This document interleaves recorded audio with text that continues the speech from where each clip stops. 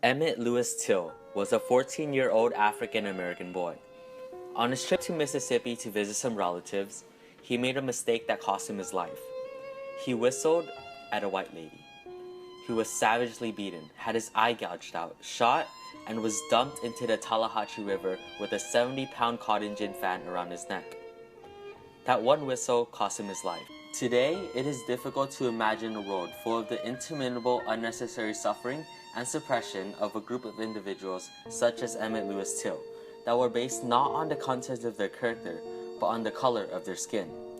However, despite how ludicrous it sounds, this world did exist in full effect in America until the 1960s. To have the capacity to be able to change the tidal wave of racial suppression requires people with strong resolution, unwavering determination, and people who are willing to risk anything and everything, without exception, for the remote possibility that it might incite a change. One of these remarkable individuals was James Leonard Farmer Jr.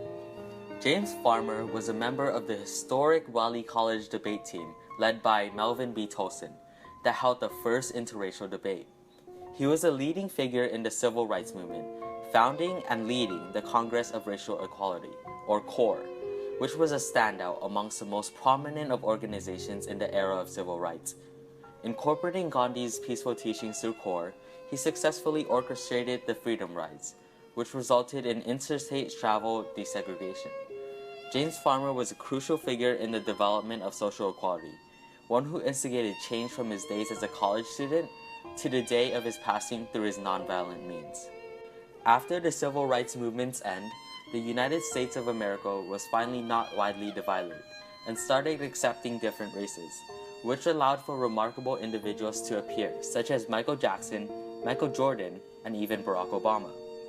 The absence of racism eliminates the unnecessary distractions, and society finally starts to grow and develop into something that our founding fathers dreamed of. Therefore, we are all indebted to people like James Farmer Jr., who dedicated their entire lives for equality.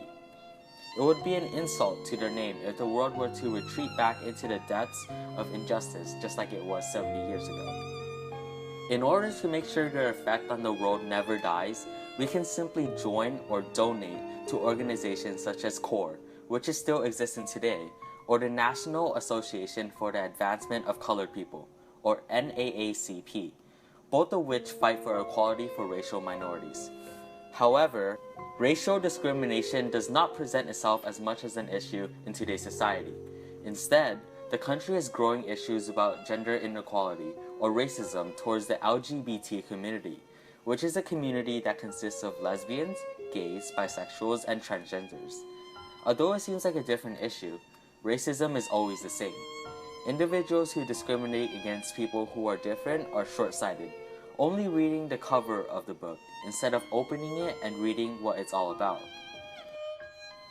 Some organizations that advocate for gender equality are the National Organization for Women, or NOW, whom are the largest organization that fights for women's rights in the United States, or the League of Women Voters, who fight to give a voice to all Americans.